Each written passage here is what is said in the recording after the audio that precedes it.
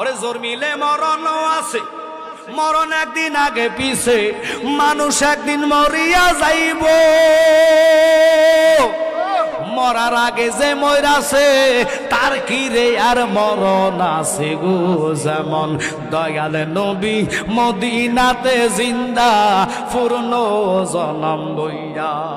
ওরে এইভাবে বাজারও ভাঙিবে, পাহাড় পর্বত তুলা হবে, সেদিন আল্লাহ শুনবে না কারো মানা। পাগল মনরে জায়গা তাই ঘুমায়া তাই কোনা। ও দরদে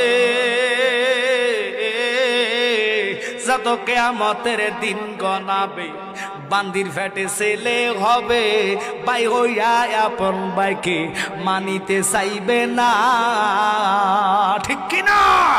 আয় বরকত উঠে যাবে, বন্ডরা ক্ষমতা পাবে, নারীরা বাজারে যাবে, বাধা দিবে না। আমরার ইবাদত বানাইছা, যদি নবী না বানাইতা নামাজ তুমি দিতা না। ঠিক কিনা? তুমি নবীরে না পাঠালে আমি কোরআন তুমি দুনিয়াতে পাঠাইতা না। তারা কোরআনের স্লোগান দেয়, আল কোরআনের আলো ঘরে ঘরে জালো। কেন আমরা নবী নবী করি? কেন আমরা নবীর পাগল?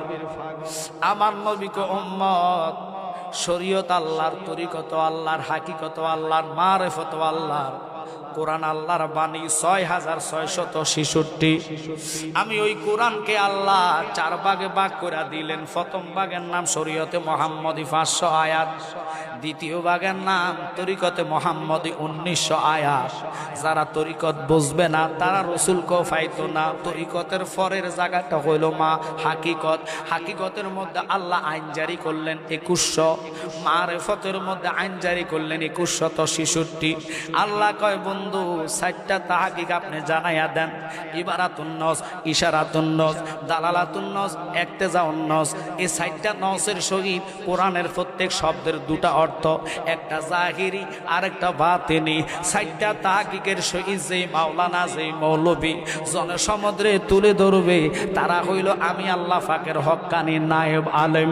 ওই আলেম সম্প্রদায় যে রাস্তা দিয়ে, যে পাড়া দিয়ে, যে গলে দিয়ে হেঁটে যাবে, ৪০ দিনের জন্য আসমানের গজব, জমিনের আযাব বন্ধ করে দিমু। বন্ধ বর্তমানে এমন একটি জমানায় আমরা আসলাম রে, আলেম দেখা যায় কিন্তু কাজের আলেম না।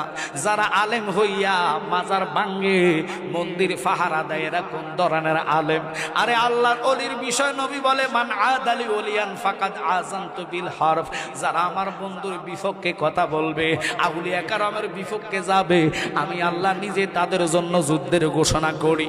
আপনারা জানেন না, সিলেট বাবা শাহপরান মাজার গেলেন, যিনি বাগিনা গরম ছিলেন, মাজারে হামলা করবে, জুতা নিয়ে উঠটা পিছন দিকে নাম না, সিঞ্জির মধ্যে উঠছে, ১০০ গজ যাইতে পারা নাই, তার পাওটা চলে গেছে।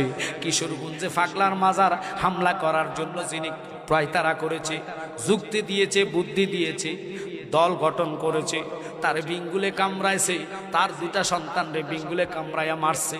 তো আল্লাহর ধরা বড় ধরা। আল্লাহ কয় বান্দা তোরা কিছু করা লাগবে না। যে এই টাইমে ওমর ছিল না, ওসমান ছিল না, আলী ছিল না, আমার নবী ইসলাম প্রচার করেছে, তায়েফে মার খাইছে, আমার ইসলাম ধ্বংস হয় নাই। যে ধর্ম কিয়ামত পর্যন্ত লিঙ্গার করবে এটা আমি জানি।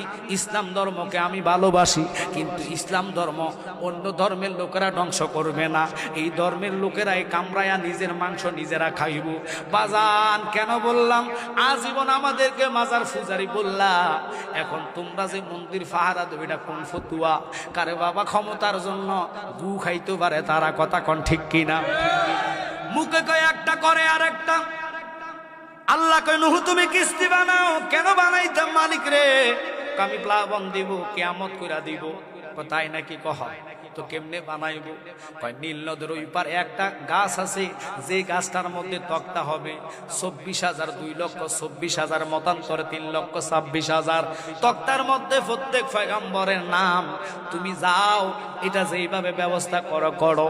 আব্বা নৌকা বানাইলেন, ৩ বছর ৪ বছর পার হইয়া গেলেন, কিয়ামতের খবর নাই। কিন্তু ঘটনাটা সত্য, শুনে নেন। আল্লাহ যেহেতু বলছে কিয়ামত একদিন আগে আর পরে হবে, কি হবে না? আপনাকে আওয়াজে কয় আপনাকে মনে হয় হাসেমপুর কিয়ামত আইতো না। ওয়াল্লাহ গো কয় কি একটু জোরে কইলে ভালো, আইবনি।